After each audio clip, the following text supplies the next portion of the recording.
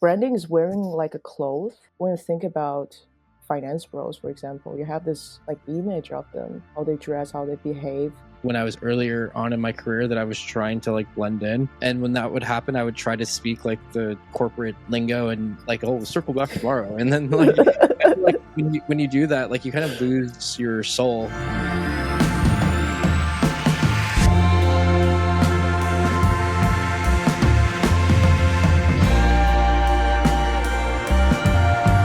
Hey Yushin, thanks for coming onto Social Dream Machine. I am excited to talk to you about design and how it relates to the value of things. And, you know, if we look at an Apple product, we think that it's going to be automatically expensive. And if we look at it, maybe a Dell product, maybe it's not going to be as expensive because it's more commoditized for whatever reason. So I guess, how do you look at design and like design having an influence on like value? I think value is really tied up with your own value. So I feel like you cannot look at Apple without looking at Steve Jobs. And Jobs really infused a lot his personal, um, his personal interpretation in design as well. I've read the story. He like no one has used a colorful font before Apple, but he has studied uh, design, and he's like, yeah, this is the most important thing we need to do right now. We have to make this thing happen. And all the developers like, yeah, but we don't know how. And he's like, yeah, if you don't know how, then you're gone, because we need to make this thing happen. Um, so like he really valued design, because he knows like if design can distinguish a brand. And also, if you look at Apple, like there is a shade. It's not only an apple. There's a shade goes into it. There's a metallic feeling also. Like there's a lot of details in it. And also, like once you see that symbol, you know, like okay, this apple means high quality. And I think it's all like it really is not only just it's not only a symbol, it really has like personal stories behind it.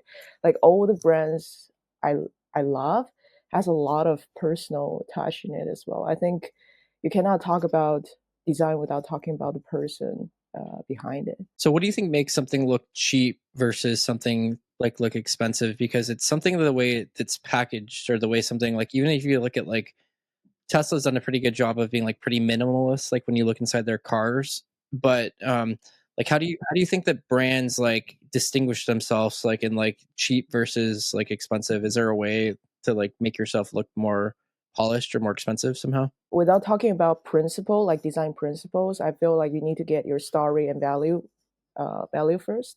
But once you get that one ready, then yeah, like I think sometimes we think, oh, this is like when you think of something like Apple, for example, is not just gray. It is one type of gray that really strikes a difference.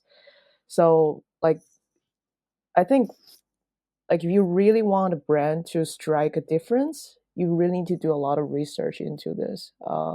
Color, font, you need to change the little details in the font as well to really makes a difference in people's brain. Basically, how you change people's perception, and it's a lot in the details. Like maybe just like a few shades of gray can make a great difference. What about fonts too? Is there like different types of fonts that you like and don't like? Is there a certain font that you, if you see it, you're like, oh, that's really gross, I don't like that as a designer? I've noticed like gyms, they like to use Anton, so it's like a very industrial. It's very bold. Like I like to use Montserrat. It's like has that curve in it. It feels very soft. So yeah, I think font plays a big role in personal branding as well. I see a lot of people use like this handwritten font, which is not easy to read, and I don't recommend that. So yeah, like font is also like fun to play with, but like if you see brands, when they use font, they don't like they create their own fonts basically, because they want to be distinguishable from other people. And I think yeah, that's when you have enough research team, when you have enough budget for it, of course. Yeah. some of your carousels have really cool colors on them. They look like they're gradients, but they almost look like they're like muted somehow, like the color. Like, what do you play around with the colors? Because they look like they're like custom on each one. I do play with colors and shadow. Sometimes I use shadow, and I see gradient being used a lot in at this moment on LinkedIn. Hmm. But yeah, like so I like to play like the position as well, preposition as well. Like how do I arrange different things? The same component, if you position them differently, like strikes differently as well. So Mm. yeah, like I encourage people to always just have fun with it. Sometimes you don't get it right the first time. Don't worry about it. Like just like let it out and then you reiterate later. That's fine as well. Let's talk about some like fundamentals of like good design and branding. Like, first of all, I guess, like, what is branding to you? Like, just like a baseline definition. Like, how would you even decide or like say what branding is? Branding is wearing like a cloth. Like when you think about finance pros, for example, you have this like image of them, how they Right. dress, how they behave. Um, and I think personal branding is almost like a tailor for a person. Mm. Um, like this person wants to express something, they can express through what they wear. Hmm. Like when I look at you, I feel like, oh, Jeremy is a very chill person. You know, he Hmm. seems very chill. He seems very relaxed. Um, like I don't really know you that well, but that's my perception. Sure. And I think personal branding has that power, like to make people feel certain way, to make Mm. people, but also it needs to make that person feel comfortable as well. So you Mm. cannot, let's say if I were to say to you like, hey Jeremy, like we need to build your personal brand and you need to be perceived this and that way, and every day you have to wear a suit, you wouldn't be comfortable in that because that's not you. So I Mm. think personal brand needs to strike the balance between that person being themselves and also being perceived like how they want to perceived and attract the right person to this brand. It's interesting because that you mentioned that, because I think that like when I was earlier on in my career that I was trying to like blend in. And when that would happen, I would try to speak like the corporate lingo and like, oh, we'll circle back tomorrow. And then like, I feel like when you do that, like you kind of lose your soul to some sort of degree. And it just did not feel like me to some sort of degree. I just like, I'm glad that I like got away from that. And I was just like, yeah, this is not me at all. Yeah, I need to get away from that. But let's just yeah. go over as many like for like, I don't know, 15-20 minutes, like as many good things as we could think of about like what good design and branding is. So let's some like principles, I guess. So like, I don't know, for me, maybe it's like you'd mentioned composition before. Maybe that's like one thing that you can play with. Like, what other some other things that you think of like good design or good just fundamentals of good branding? People need to understand what is this, how to use it. And then second, is it easy to use? Is it user friendly? So like when it comes to visual design, the same thing. People need like if just give this person 1 second, this person needs to understand what I'm looking at, and all the color and font and composition plays a crucial role in this. So it's like it's almost like a symphony. Like every like it's harmony in its best, I think. Um, so yeah, like when it comes to like let's say tips, I would say like first of all, like find things that you like. For example, if I really like a designer's design, I will like copy it, but basically learn how this person do it, but put my own style into it. Like just learn. Like that's how great artists do it. Like they just really literally copy like so much that they find themselves in the end. So you cannot really invent something without knowing how it's done actually. So, but I think a lot of people cannot break through the phase of copying, like because you see a lot of like similar trends on different social media platform as well. So if you really want to stand out, you also need to know how to distinguish yourself as well. So in the end of copying, distinguish yourself. That's the most important thing. I give you a lot of credit because your designs do stand out to me. Like, I could tell when it's you.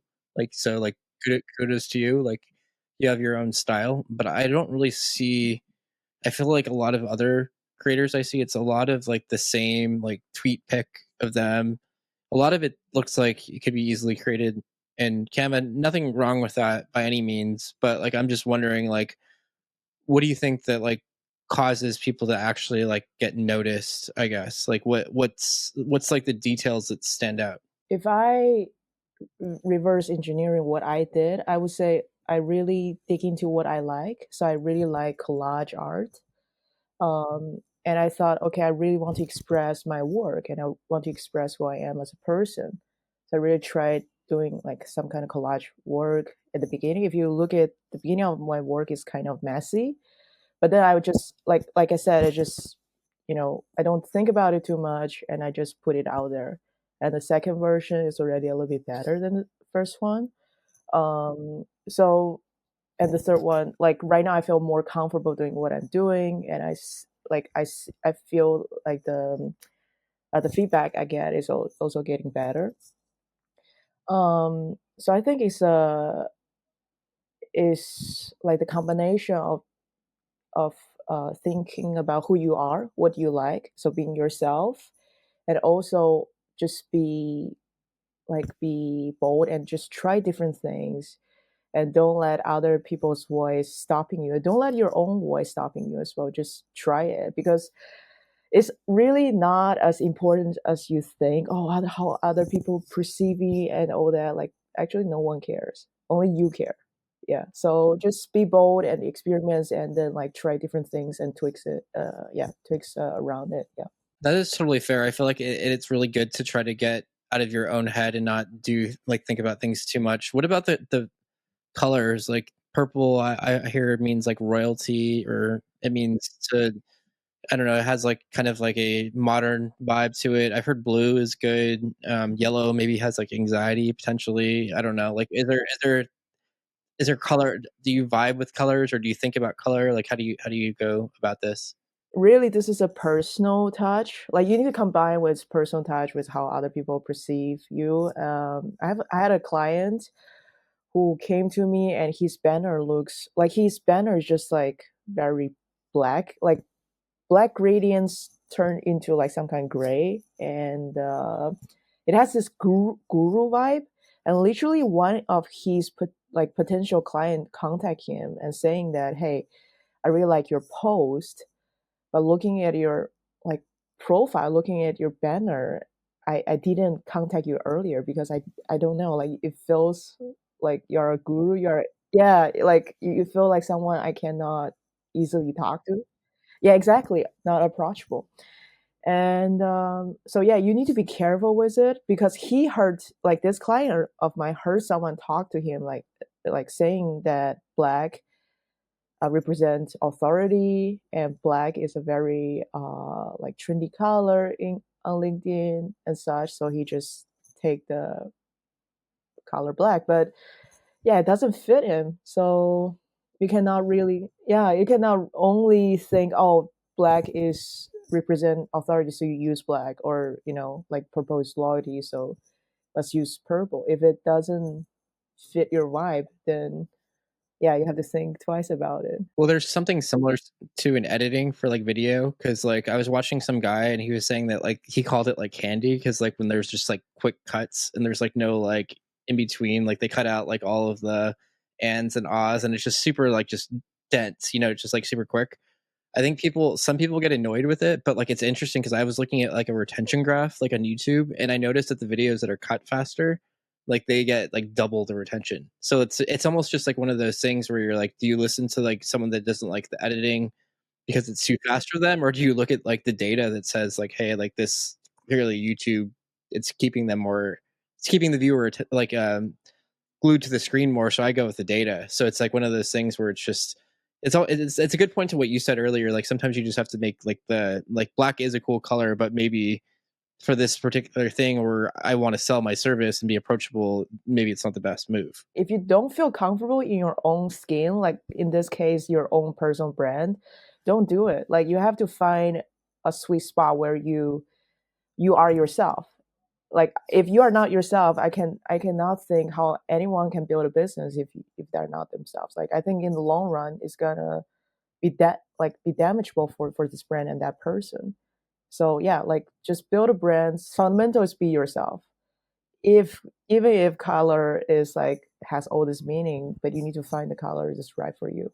What about like the types of fonts? There's like serif and sans serif. Is there like, do you like one versus the other, or do you like them both? At the beginning, I try to pair them. Like I try to pair two different fonts together, like sans serif pair with serif, or like I try to find fonts that have like more Harmony, or yeah. like yeah, harmony. But now I only use one font because I feel that's easier to perceive. Like I think that's the most important thing. Like people can just like make it as easy as possible for the user to read Read. what you're yeah, read and then know what you're doing. And I just changed the like to black or bold, something like that to yeah, make it strikes a difference. But yeah, one font. Do you have a few fonts that you like? Or I like Futura. That's one I definitely like. Futura is nice. I use Montserrat. I like Anton as well. Um, Times New Roman is always classic. Yeah, there are a few. There are a few I like. But again, like I think this also tied into like how you perceive yourself because I feel like Montserrat has that like roundness, and I feel like I'm kind of soft as a person. Before I use the end tone, but it's very like strong, and I feel like yeah, maybe that's not the right font for me. So yeah, font does carry a personality as well. What do you think it means if it's more round versus more square? Is like the square one more rigid, maybe, or like is that one way to perceive it? Maybe the roundness gives a little bit more feminine energy in my point of view, and like I said, like Anton is a font that often used in like industry design or gym or like they want to demonstrate power or strength. um so yeah, like the square definitely feels more powerful in my opinion. More bold, maybe? Yeah, more bold, has that cool in it, and it's like a little bit cold even. It's like a little bit cold, and have that feeling of like, oh, I'm looking at someone that is like authority. In general, like when you're seeing someone doing something wrong with branding, is it because they're using like colors one time and then not the next time, and then they're using one font one time and not the next time, and they're not consistent potentially? Or like what are some pitfalls that people fall into from a design and branding point of view? Inconsistency is definitely one thing. Second thing is I've seen a lot of people using like stock image. Oh, I It's hate that. really yeah, It it doesn't have any person. makes it look I don't. cheap. Yeah, it looks cheap, and Cheesy. yeah, personal brand also needs to have this function of once other people see your stuff, they need to stop scrolling. They need to just stop and look at your stuff. If you don't build that connection with them through color, font, or like uh, a graphic, yeah, you lose them because they have to see your profile, like your profile picture, which is so little to well, Mhm. oh, this is my friend, and then I need to read it or something. But then if you build that pattern, it's so easy for them to interact with you. So best practice being consistent, use the right color for yourself, and then strikes like find a sweet spot where you are yourself and also has this correlation of how other people perceive you. Don't use stock image. Oh yeah, um, agreed with that. Don't do that. Yeah. Even on uh, video, like some of my editors will sometimes use like stock images, and like I need to figure out a way around that. Like if it's just one of those things where I just don't have a lot of B-roll of me sitting, it's just I'm just not that person that has like just a bunch of B-roll sitting around. So, but at the same time, like I get it, like they need to use something, but like I don't know, sometimes it just doesn't really do anything for like a clip. I mean, I guess there's different mediums, right? There's like designs and graphics and things of that nature. What about like just do you think that people also mess up from like one site to another? Like we'd mentioned consistency earlier, like maybe like their landing page doesn't match their website, vice versa, that type of thing. yeah, if you really want to build a personal brand that strikes professional, professionalism, like yeah, you have to have everything intact. So like use one style throughout all your landing page, websites, and link on LinkedIn and Instagram. So, but I know this is a lot for one person to do. Like you can do it bit by bit. First, make your LinkedIn profile right, and when you have that established, then have a like websites right. I feel like a lot of people trying to do everything at once, and that costs a lot of energy. And then once they find out, oh, actually this doesn't feel right, and they have to change everything again. I think that takes just too long and then not very time efficient. Just do one thing right and then build from there. Let's talk a little about LinkedIn for a second too, because like the LinkedIn banner is like a really nice piece of real estate. What do you recommend that people put there? Because there's some that are definitely better than others, and there seems to be like a pattern of like the ones that you see maybe that have like Justin Walsh, for example, might have a picture of himself and then like social proof of like Forbes, as seen on Forbes and entrepreneur and blah blah blah and like things like that. So it seems like there's some sort of pattern on some of them, and like bold, maybe like just one big image or something like that, a bold color. Like what do you think some things are like with like good banners? Some people like to put their like picture on their banner. Some people don't. So I don't think that's very important. But what I think is very important is to have one main offer on your banner. I think Justin Welsh put one of his course on his banner, if I remember correctly. And also, like he said, like so social proof, right? As seen in Forbes and so on. I've seen a lot of creators do that, do the same thing. It does add up the credibility to for you, and also like you don't use too much color. Use gradient. Like if you want to play around with it, make it easily to perceive. It feels like yeah, make it easy to read, and make people like makes it easy to for other people to understand what you do. So yeah, that's I think that's the best principle. And play around with it, have fun with it. What is your like main objective? Yours? Do you have it going to like one offer, or like what do you have yours doing? I have a say build a LinkedIn presence that lends you leads. So that's what I want people to understand. Like is I help you to build a personal brand that can generate you revenues. Yeah, it's Yeah. interesting like how this stuff works, because I think that after you hammer something for so long, people start associating you with the thing that you want to be associated with, which is really fascinating. I think from all the times of all the content that's created, you start being recognized for design and for these things, which is just super interesting. I know that you're probably experiment with things and try new things, but like, is there resources that you like as far as like magazines or websites or things that you go for like design or inspiration? I would say like now, like information is just everywhere. Sometimes I find a creator that I like. I just try um, like to do it myself. Try to see if I can make the same thing myself.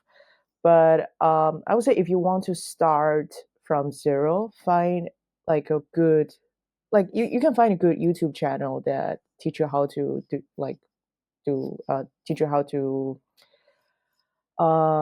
use Figma or Photoshop or yeah, like Canva has template. I don't suggest use template, but just you can customize it, right? You like the color or something around it, but put your own personality into it. Um, so yeah, the fundamentals I advise people to learn because then you know what is a good design, why a good design is a good design. You understand it better. What do you use Figma for? Haven't really played with that much. I have Canva and Photoshop, but like, what's like the difference between like Figma and Canva? UX UI designer use Figma a lot, so it has less function than Photoshop, but way more function than Canva. So I remember Canva, you cannot do like the shadow or like you have to just like invent something yourself, make a square and then make it transparent, something like that. Um, on Figma, you can just click a button and then there's shadow. But yeah, it the learning curve for Figma is a little bit steep though.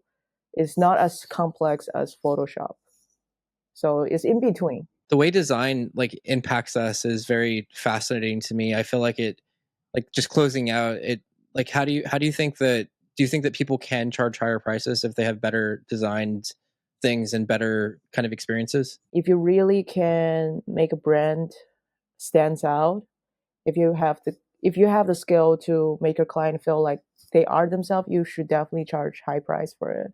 I agree with it. But like design is also a very, let's say, an interesting market at this moment, because there are people charge like $5, there are people charge 5,000. And I think it's hard for people to know like what's the difference. Yeah, what to charge also. As a creator, it's hard to really nail down your price. As like audience, they don't really understand like why this person charged 5,000, why the other only charged $5. So yeah, it's an interesting market at this moment, and AI also plays in in this. A lot of people think like, like if AI can generate me an image like 1 second, why do I even hire a designer? Or like Canva, like Canva is so powerful that people just prefer to do it themselves. What do you do for people that are listening that would like to hire you? I guess like what are some of the offers that you work on with people? So I design personal brands. I design like their visual presence. I help people to create their visual brands on LinkedIn mainly. I do a little bit designing on websites, but that's like my side gig basically. So I help people to design their banner, carousel, single image templates, and also help people with content strategy. So I make people's presence on LinkedIn. Yeah, I make the presence generate leads for them basically. Yeah, you do a great job. I love your design, so I appreciate you coming on the show today. And then also, just if you wouldn't mind just saying your LinkedIn too, so people could follow you on your LinkedIn. So my LinkedIn is linkedin.com/in/Yitian Cheng. Thanks so much. Appreciate you. Thank you, Jeremy. Thank you so much.